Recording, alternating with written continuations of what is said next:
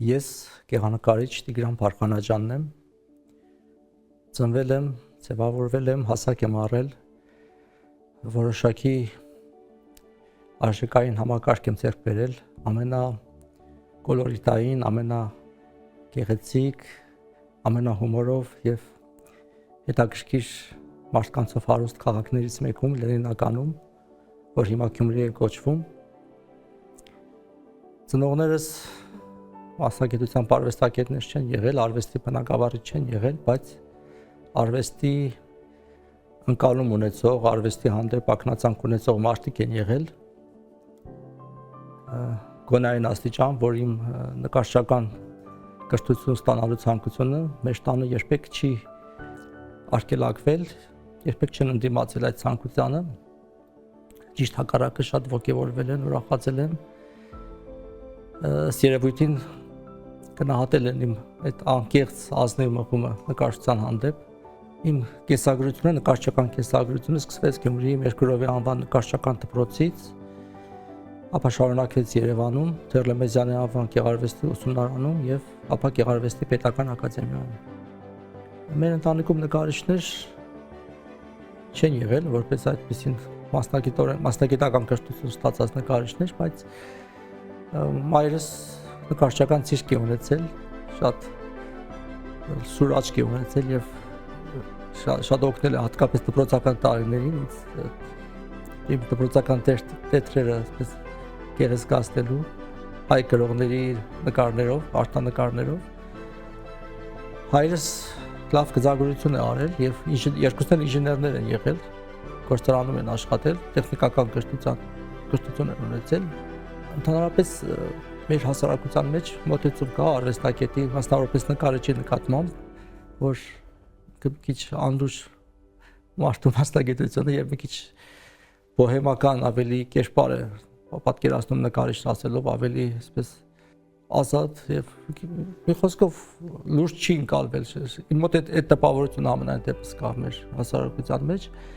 Եվ շատ քիչ դեպքերում է, որ նկարչությունը ասոցացվում է մեծ վարպետների հետ, ինչպիսին օրինակ Գրիգոր Խանջյան, Էդվարդ Արծրունյան, սովետահայ նկարչության մեր քարկառուն դեմքերի հետ շատ քիչ է լինում, որ ասոցացվում է։ Իմ ուսումնառության շրջանը, ինչպես իմ սերնդակից շատ նկարիչների մոտ, համընկավ ամենավատ տարիների հետ մեր երկրի սոցիալական ծանր շրջանի, ճգնաժամային ժամանակաշրջանի հետ։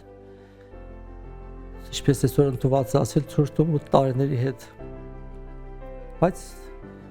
շատ լուսավոր ակնկալիքներ կար այս շրջանում եւ ես ինձ որ հիշում եմ այդ ժամանակաշրջանում մեծ սպասումներ, մեծ հավատ ունեի ընդհանրապես։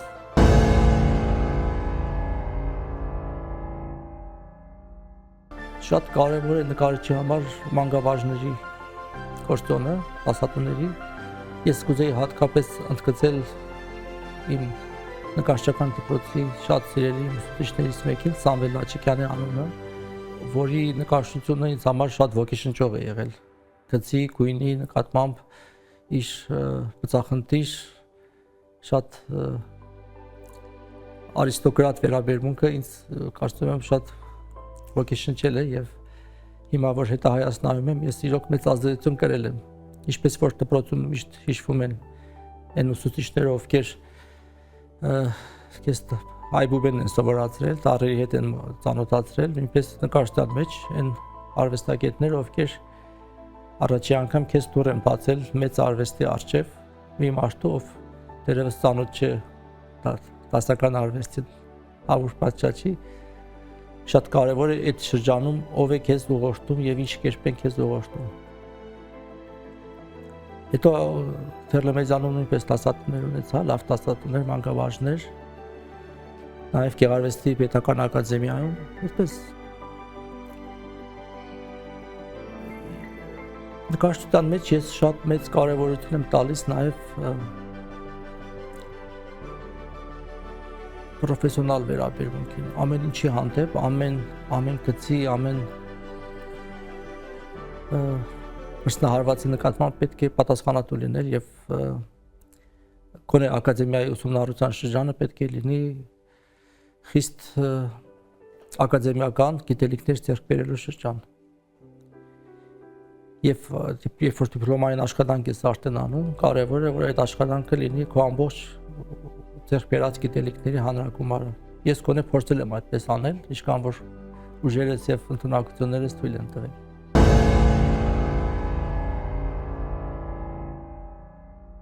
Դեռ ուսանողական շրջանում իմ մոտ նկարչության մեջ մուտք գործեց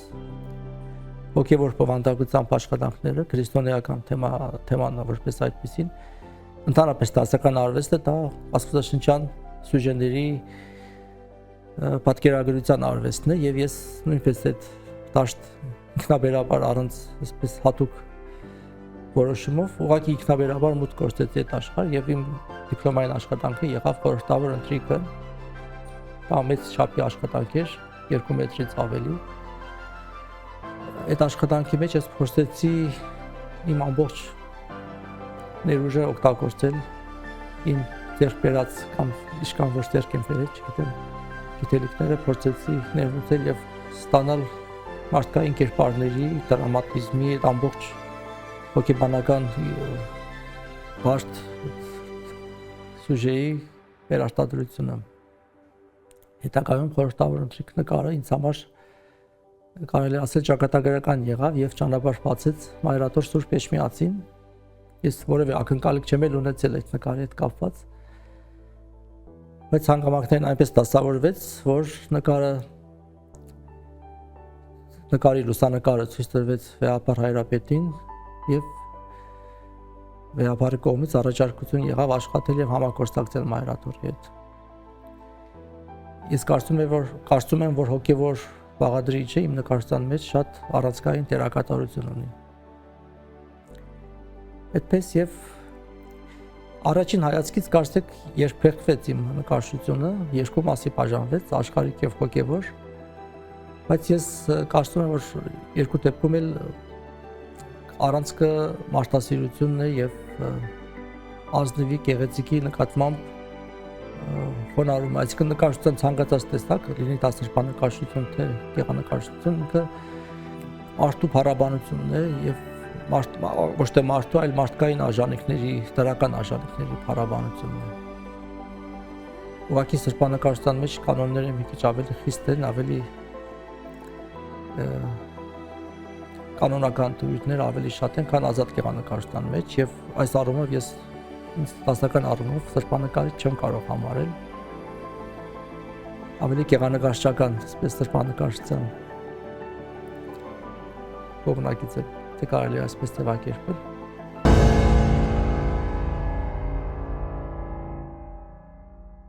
Ոգեշնչում ամեն ինչն է, ոգեշնչում բնությունը, իրադարձությունները, մարդիկ, շատ կարևոր է որ արվեստում խուսափես նեգատիվ երևույթների հետ առնչվելուց, նեգատիվ ինֆորմացիայից եւ դա չտեղափոխես արվեստի մեջ։ Ես կարծում եմ շատ կարևոր է եւ ամենակարևոր հատկանիշը արվեստում ես կողմնակից չեմ արվեստի այն տեսակին, որը խիստ քննադատական է, խիստ նեգատիվ էմոցիաներ է առաջացնում։ Առանցնել կյանքը եւ իրականությունը, համացանցը ամեն ինչ լեցուն է բացասական ինֆորմացիայի եւ մի հատ էլ դա ներմուծել արվեստի մեջ, կարծում եմ դա շատ հուսահատեցնող է։ Կարծում եմ մարդուց է կախված, եթե դու հակված ես ամեն ինչի մեջ տեսնելու գեղեցիկ երևույթներ, դա ինքնաբերաբար փոխանցվում է քո արած աշխատանքին, նույնիսկ եթե նկարիչ չես, ուրիշ ոլորտում ես զբաղված։ Հա, շատ կարևոր ընդգծում եմ ուզում անել, կարևոր է ոչ թե միայն արվեստագետի համար, առհասարակ մարդու համար իր տեղում գտնվելու հանգամանքը։ Ես կարծում եմ բոլոր չարիքների եւ ագրեսիաների արմատը մարդու իր տեղում չգտնվելու անհարմարությունն է, որը ենթագիտակցորեն ազդում է մարդու վերաբերմունքի վրա իր շրջապատի հանդեպ։ Ես ենթադրում եմ, որ իմ տեղում եմ գտնվում եւ զբաղվում եմ այն գործով, որը ամենաշատն է համապատասխանում իմ տեսակին, իմ բնավորությանը, իմ խառնվածքին։ Երբեք չեմ պատկերացրել ինձ ուրիշ հանգամանքներում ավելի աղմուկոտ, ավելի սկանդալային, չգիտեմ, այսինքն արվեստի ավելի լուրջ տեսակն եմ ես սիրում եւ նույնիսկ նկարելու ընթացքում մեջքից հետևող հայացք եմ զգում ես շատ կաշկանդվում եմ եւ չեմ կարողանում ազատ աշխատել։ Ես պետք է իմ աշխարհում լինեմ միայնակ ինքս ինձ հետ։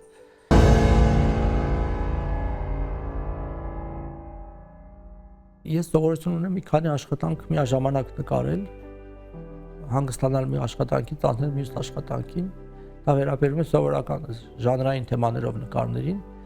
այլեպարական սրբանկարչության պարագայում։ Անդադ ընդգծում եմ սրբանկարչը, որովհետև դա իմ կյանքի մի կարևոր բաղադրիչն է դարձել 2010 թվականից սկսած։ Կոնկրետ եթե նորից այսպես կանգ առնեմ հոգևոր այսպես ասած նկարչության վրա,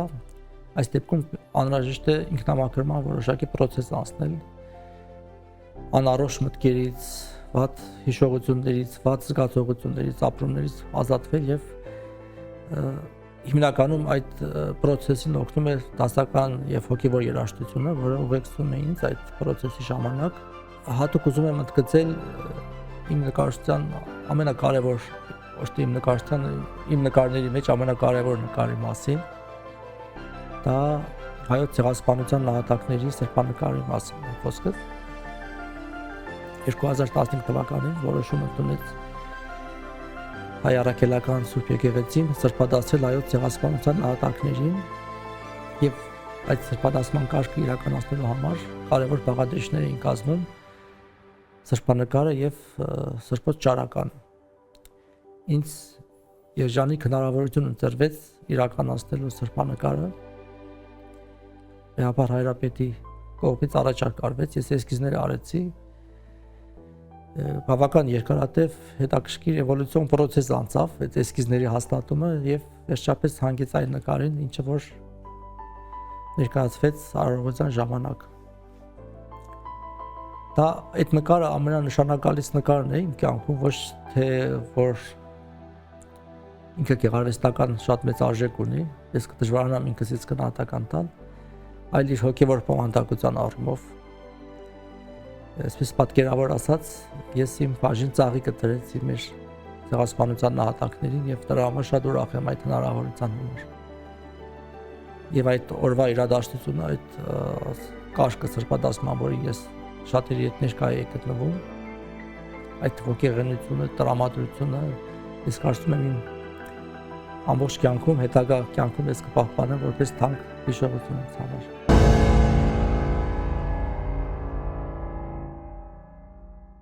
Հայ նկարիչը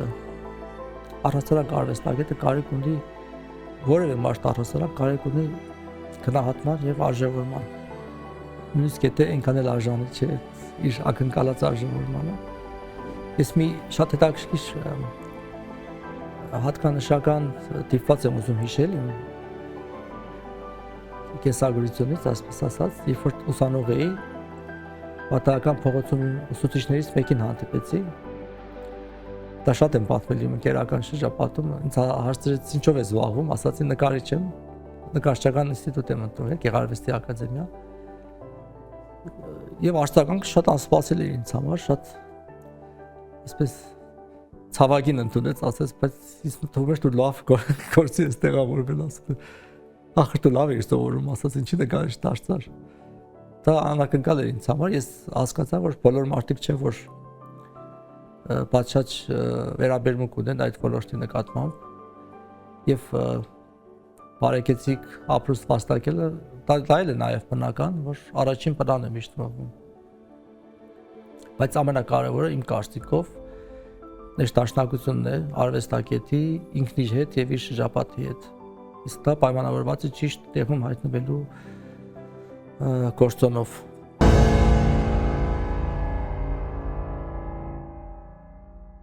Ես այնքան էլ լավ խորհրդատու չեմ երիտասարդ սերնդի համար, որովհետև ինքս կարիք ունեմ խորհուրդների եւ կարծիքների։ Ընդհանրապես կարծում եմ, որ մանկավարժությունը արվեստի ոլորտում շատ անշնորհակալ գործ է եւ շատ բարդ գործ է եւ ամեն մեկի տրված չի։ Ես ինձ չեմ դասակարգում այն մարդկանց շարքին, որոնց տրված է այդ կոչումը սովորեցնելու եւ ողորտելու։ Շատ կարեւոր է, որ մանկավարժը չփորձի իր ճաշակով ուղղորդի ուսանողին, իսկ այդպիսի մանկավարժներ կան, ցավոք սրտի, ովքեր եթե ուսանողը մի քիչ այլ կերպ է մտածում, փորձում է հարմարեցնել իր մտածողությանը։ եւ լավ մանկավարժի արժեքը կայանում է նրանում, որ ինքը զարգացնում է անհատի մեջ իր սեփական ընդունակությունները։ Այս առումով իմ մանկավարժները իմ կարծիքով ես այդ իմաստով իմ բախտը բերել է լավ մանկավարժների առումով։ Շատ ջերմորեն հիշում եմ իմ շատ լավ մանկավարժներից Գրիգոր Աղասյանին, լուսահոգի, ամենաբարի դասախոսներ Գեղարվեստի ակադեմիայում եւ շատ հանգիստ, շատ իմ ասած այդ ներշնչնակ ապրող մարդկանցից մեկն էր։ Առանձնահատուկ հարգանքով գնահատում եմ մեր արվեստանոցի ղեկավար Փարավոն Միրզոյանին, լուսահոգի Ռուբեն Կապրելյանին, ով շատ մեծ ներդրում ունեցավ իմ աշխարհընկալման մեջ որպես նկարիչ եւ շատ ողջավորվեց իմ ընտրությամբ խորհրդավորություն թեման ընտրելիս դիպլոմային աշխատանքի ժամանակ։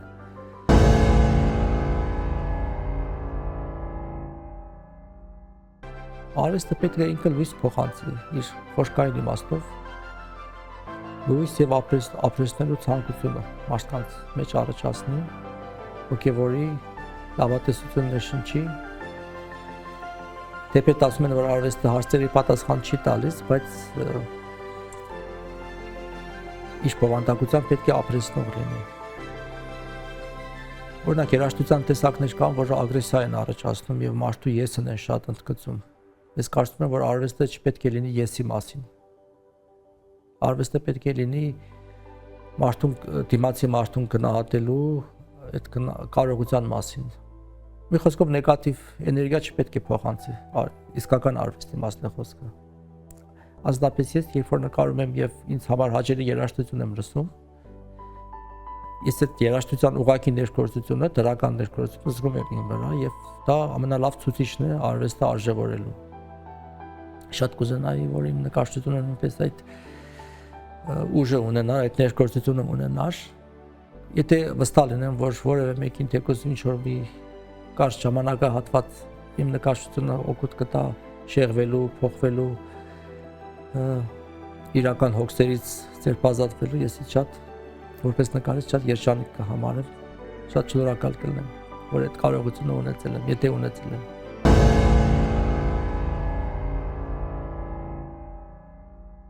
Ուժ բառը ինքնին մի քիչ բազմանշանակ իմաստ ունի իր մեջ, այսպես որ ասում են ուժով խաղաղություն պարտադրեց, թվում է լավ բան իմաստ է խոսքը, բայց ինքը բռնության էլեմենտներ պարունակում է այնուամենայնիվ իր մեջ։ Ես կարծում եմ արվեստի դեպքում ոչ թե պետք է ուժ բառը գործադրել, այլ ներկայացություն, դրական ներկայացություն բառ, փոխելու մարդուն, փոխելու մարդու արարչագործությունը, եթե հոգևոր իմաստով վերցնենք, ինքը նաև արվեստ է եւ արարչագործության process-ը նաև այսպես փոքր մոդելն է աշխարհի ստեղծման արարչագործության, դու զրոյից ինչ-որ մի բան ես ստեղծում, թվացial զրոյից, ակուր կտավից ստեղծում ես պատմություն, եւ այդ պատմությունը, այդ խապկանքը մարդուն կարող է տանել լրիվ ուրիշ աշխարհ, ուրիշ մտածումներ, ուրիշ հոգեվիճակներ, քան մինչեւ այդ նկարին հանդիպելը։ Այս բանը հիշեցի Հակոբ Հակոբյանի նկարչությունը, այդ խաղաղավետ, հանգիստ, ինչպես որ ինքն էր իր բնավորությամբ, նույնպես եւ իր նկարները, ես շատ բարձր եմ գնահատում եւ շատ ուղենիշային է եղել իր նկարչությունը ինձ համար դեռ փոքր ժամանակվանից։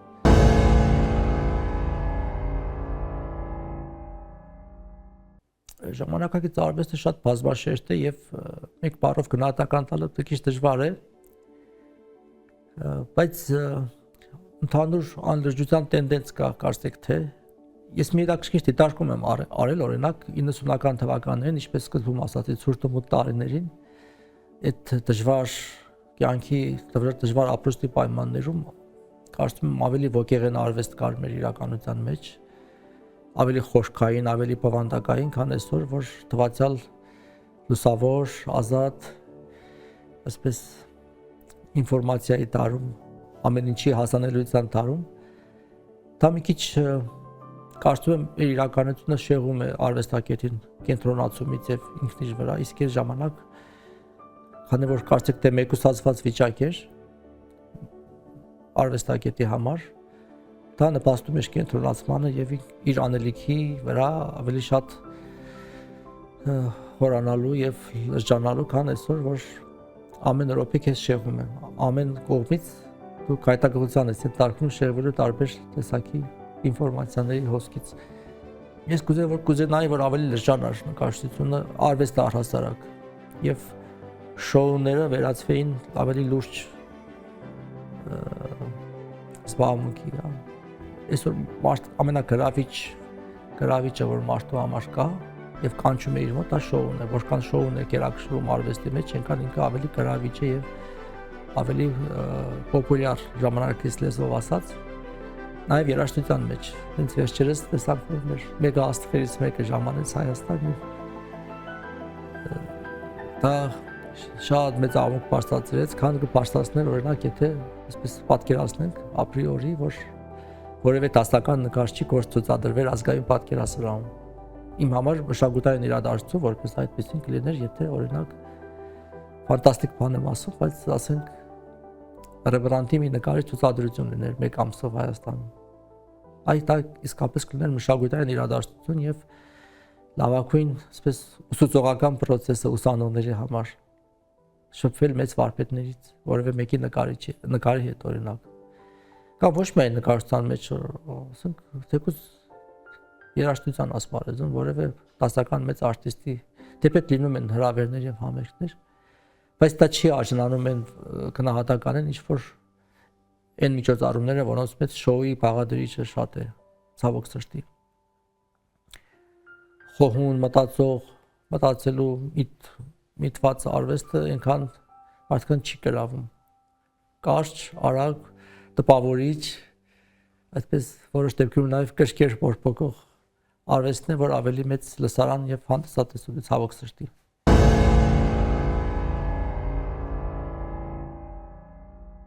Ես կուզեի, որ մեր ժողովուրդը իր նկարագրին ավելի համապատասխան ապրեր, քան արհեստական մշակույթ ներմուծի։ Այսինքն ընդունել են մշակույթը, որը իր նկարագրին ավելի համապատասխան է, ավելի բնորոշող է իրեն, քան ասենք, որը որ հեչ կապ չունի իր բնույթի հետ, իր տեսակի հետ։ Ընդհանրապես նաև չեմ ընդունում շատ բողոքավոր կեցվածքը, մի քիչ այդպես է երևի ստացվում իմ խոսակցությունը, բայց մարդու երջանկությունը նաև պայմանավորված է ինքն իրեն շտկելով, իր վրա աշխատելով, քան թե ուրիշների թերությունները մատնանշելով, եւ եթե ամեն մեկս ինքներս մեր հղկենք, մեզ մշակենք, մեզ կատարելության ճանապարհին ուղղորդենք, արդեն իսկ մեծ ծառայություն մատուցած կլինենք հասարակությանը։ Ես կուզեի, որ ագրեսիան կճանար ընդհանրապես մեր իրականության մեջ, գիտակցեինք, որ մենք այդ շռայլությունը չենք կարող մեզ թույլ տալ իրար վիրավորելու, իրար վնասելու, անիրավի մեղադրանքներ հնչեցնելու, տեղի կամ անտեղի։ Կուզեի, որ հարազատի վերաբերմունքով մոտենայինք, նույնիսկ անծանոթ մարդկանց, բացասական կանխակալ վերաբերմունք չցուցաբերեինք այլ մարդկանց կարծիքների նկատմամբ, որքան էլ որ դա մեր պատկերացումներին չի համապատասխանում։ Այդտեղ նաև ունի, կարծում եմ, անդելիքը արվեստագետը, կամ ինչպես ընդունված է ասել մտավորականը, դա շատ պատասխանատու է եւ դեպետ շատ են մեղադրում մտավորականին այս դժվար ժամանակներում, այսպես լրության համար, գուցե դա նաև դրա մեջ կա ճշմարտության հատիկ, բայց պետք է ընդունել նաև, որ ռիսկա, որ մարդը կարող է սխալվել մարդկանց իր կարծիքը պարտադրելով։ Դրա համար ժամանակ է պետք, որ մարդը կարողանա երևույթները խորքային իմաստով ըմբռնի եւ նոր կարծիք արտահայտի։ Դրա համար մեղադրել որևէ մեկին պետք չի։ Պետք է ուղղակի աշխատել, արարել, քո բաժին պատասխանատվությամբ ստեղծագործել կամ կապ չունի, որ ինչ բնագավառում արվեստ լինի, տեխնիկական մասնագիտություն լինի, բայց ազնիվ լինես քո գործի մեջ, որևէ մեկին չխանգարես, չվնասես ամենակարևորը եւ սիրել, ամենակարևորը սիրել յան ազգանունով մարդկանց։